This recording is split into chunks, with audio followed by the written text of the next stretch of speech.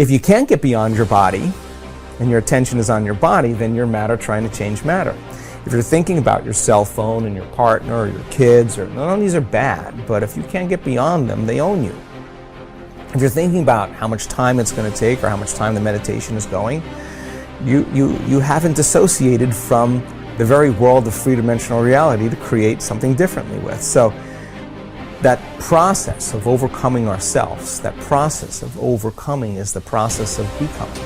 As an example, people stand on the stage, and they tell their testimonials, their stories at our events, whether it's stage 4 cancer, blindness, deafness, MS, lupus. We've seen just about everything. Parkinson's.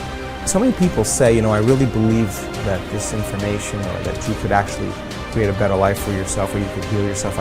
I always believed that it was true, and I saw the testimonials of other people. I've read the information. I saw the scientific research. I just never believed it could happen to me, or that I could do it. Now, this is a big moment. This is the moment you come out of the bleachers and you get on a playing field, because in order for that person to prove that their mind can affect their body, they would have to show up every day and do the work.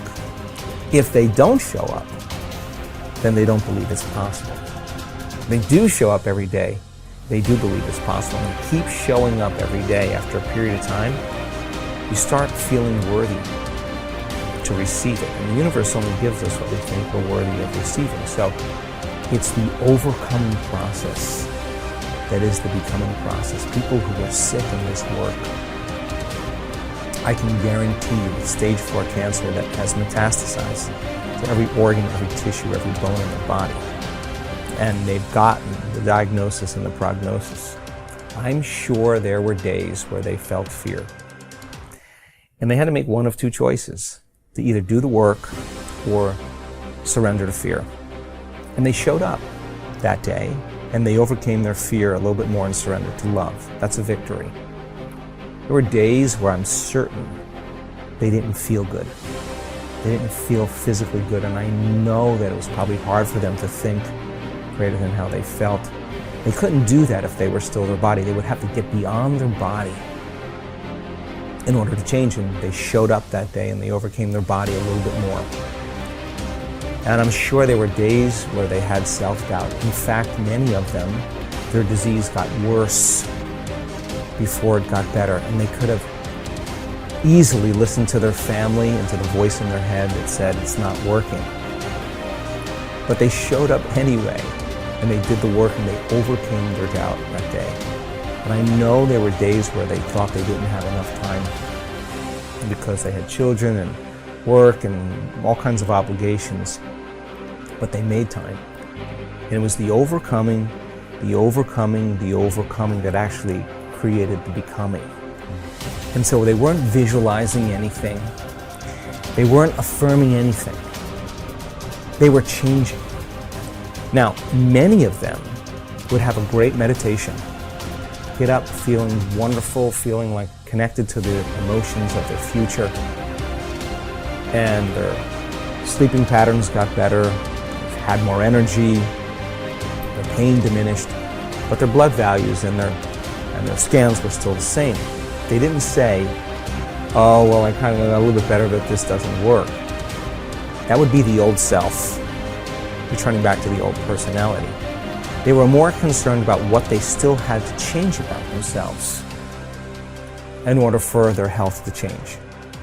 So they realized that many of them, 1 hour of meditation and feeling wonderful, and then spending 15 hours of your remaining day reacting and responding to everyone and everything in your life and believing those thoughts that are just hardwired programs in the brain and acting and behaving like the old self.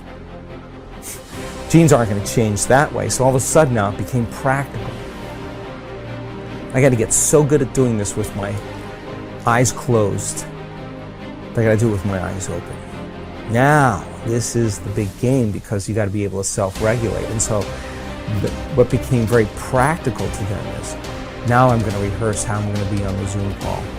Now I'm going to rehearse how I'm going to be with my children, how I'm going to be with my ex. I'm going to monitor my responses. There's got to be a better way to be now. Now the game becomes very real, right? And then they review at the end of the day, when did I fall from grace? When did I lose it? When did I go unconscious? Tomorrow's another lifetime. Tomorrow's when I didn't fail, I just went unconscious. Okay, tomorrow I'm gonna just work on that one thing. So now they're really working on the process of transformation. It's no longer about their health condition. They're not focused on their health condition. They're focused on change, right? Nothing changes in our life until we change. So when you hear those stories and the person has to really overcome their belief that this could work for everybody else, they just never believed it could work for me. When they get really super aware that the game is about change, and they got to get really good at doing it with their eyes open, and they have to monitor their responses to everyone and everything in their life, because if they don't, the response is actually weakening the organism. They got to catch their thoughts, because that thought that they let slip by could actually knock their brain and body out of homeostasis and turn on the stress response. So now the game changes now, and it takes an enormous amount of energy, and it takes an enormous amount of awareness. And it's not easy, and if it was easy, everybody would be doing it. But you ask that person who stands on the stage, that's the 4-minute mile, about their disease. They'll tell you two things. My disease was my greatest teacher. They'll tell you that. And you'll ask them, where's the disease now? Where is it? They'll say, it's in the old person. I'm somebody else. They didn't visualize anything. They didn't affirm anything. They just kept practicing overcoming. And it's the overcoming process that actually affects the becoming process. What determines the difference in human actions?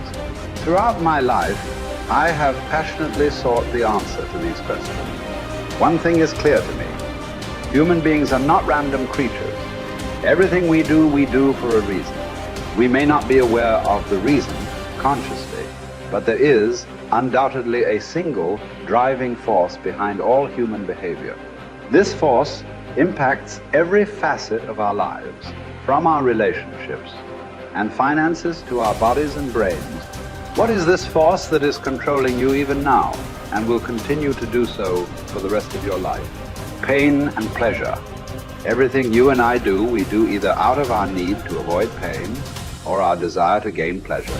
So often, I hear people talk about changes they want to make in their lives, but they can't get themselves to follow through. They feel frustrated, overwhelmed, even angry with themselves because they know they need to take action, but they can't get themselves to do it. There is one elementary reason. They keep trying to change their behavior, which is the effect instead of dealing with the cause behind it. Understanding and utilizing the forces of pain and pleasure will allow you once and for all to create the lasting changes and improvements you desire for yourself and those you care about. Failure to understand this force dooms you to a future of living in reaction like an animal or a machine. Perhaps this sounds like a complete oversimplification, but think about it. Why don't you do some of the things you know you should do? After all, what is procrastination? It's when you know you should do something, but you still don't do it. Why not? The answer is simple. At some level, you believe that taking action in this moment would be more painful than just putting it off. Yet, have you ever had the experience of putting something off for so long that suddenly you felt pressure to just do it, to get it done? What happened? You changed what you linked pain and pleasure to. Suddenly not taking action became more painful than putting it off. A man who suffers before is necessary, suffers more than is necessary. What keeps you from approaching that man or woman of your dreams? What keeps you from starting that new business you've been planning for years? Why do you keep putting off that diet? Why do you avoid completing your thesis? Why haven't you taken control of your financial investment portfolio? What prevents you from doing whatever it takes to make your life exactly as you've imagined it? Even though you know that all these actions would benefit you, that they could definitely bring pleasure to your life, you fail to act simply because in that moment you associate more pain to doing what's necessary than missing the opportunity. After all, what if you approached that person and they rejected you? What if you tried to start that new business but failed and lost the security you have in your present job?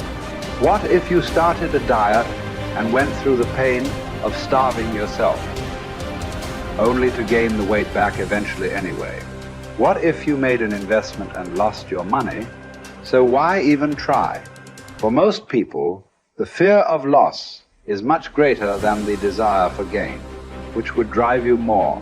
Keeping someone from stealing the $100,000 you've earned over the last 5 years, or the potential of earning $100,000 in the next 5. The fact is that most people would work much harder to hang on to what they have than they would to take the risks necessary to get what they really want from their lives. The secret of success is learning how to use pain and pleasure instead of having pain and pleasure use you. If you do that, you're in control of your life. If you don't, life controls you. If we link massive pain to any behavior or emotional pattern, we will avoid indulging in it at all costs. We can use this understanding to harness the force of pain and pleasure to change virtually anything in our lives, from a pattern of procrastinating to drug use. How do we do this? Let's say, for example, you want to keep your children off drugs. The time to reach them is before they experiment and before someone else teaches them the false association that drugs equal pleasure. My wife and I decided that the most powerful way to make sure our kids would never use drugs was to cause them to link massive pain to drugs. We knew that unless we taught them what drugs were really about, someone else might convince them that drugs were a useful way of escaping pain. If we fail to direct our own associations to pain and pleasure, we're living no better than animals or machines, continually reacting to our environment, allowing whatever comes up next to determine the direction and quality of our lives. Our behavior, both conscious and unconscious, has been rigged by pain and pleasure from so many sources. Childhood peers, moms and dads, teachers, coaches, movie and television heroes, and the list goes on. You may or may not know precisely when programming and conditioning occurred. It might have been something someone said, an incident at school, an award-winning sports event, an embarrassing moment, straight as on your report card, or maybe failing grades. All of these contributed to who you are today. I cannot emphasize strongly enough that what you link pain and pleasure to will shape your destiny. As you review your own life, can you recall experiences that formed your neuro-associations and thus set in motion the chain of causes and effects that brought you to where you are today? What meaning do you attach to things? If you're single, do you look upon marriage wistfully as a joyous adventure with your life's mate? Or do you dread it as a heavy ball and chain? As you sit down to dinner tonight, do you consume food matter? Of factly as an opportunity to refuel your body? Or do you devour it as your sole source of pleasure? Men, as well as women, are much oftener led by their hearts than by their understandings. Though we'd like to deny it, the fact remains that what drives our behavior is instinctive reaction to pain and pleasure, not intellectual calculation. Intellectually, we may believe that eating chocolate is bad for us, but we'll still reach for it. Why? Because we're not driven so much by what we intellectually know, but rather by what we've learned to link pain and pleasure to in our nervous system. It's our neuro-associations, the associations we've established in our nervous systems that determine what we'll do. Although we'd like to believe it's our intellect that really drives us, in most cases our emotions. The sensations that we link to our thoughts are what truly drive us. Many times we try to override the system. For a while we stick to a diet. We finally pushed ourselves over the edge because we have so much pain. We will have solved the problem for the moment. But if we haven't eliminated the cause of the problem, it will resurface.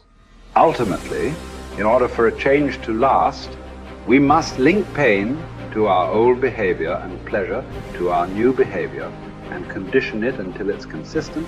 Remember, we will all do more to avoid pain than we will to gain pleasure. Going on a diet and overriding our pain in the short term by pure willpower never lasts simply because we still link pain to giving up fattening foods. For this change to be long-term, We've got to link pain to eating those foods so that we no longer even desire them, and pleasure to eat more of the foods that nourish us. People who are fit and healthy believe that nothing tastes as good as thin fields, and they love foods that nourish them. In fact, they often link pleasure to pushing the plate away with food still on it. It symbolizes to them that they're in control of their lives. The truth is that we can learn to condition our minds, bodies, and emotions to link pain or pleasure to whatever we choose. By changing what we link pain and pleasure to, we will instantly change our behaviors. With smoking, for example, all you must do is link enough pain to smoking and enough pleasure to quitting. You have the ability to do this right now, but you might not exercise this capability because you've trained your body to link pleasure to smoking, or you fear that stopping would be too painful. Yet, if you meet anyone who has stopped, you will find that this behavior changed in one day. The day they truly changed what smoking meant to them,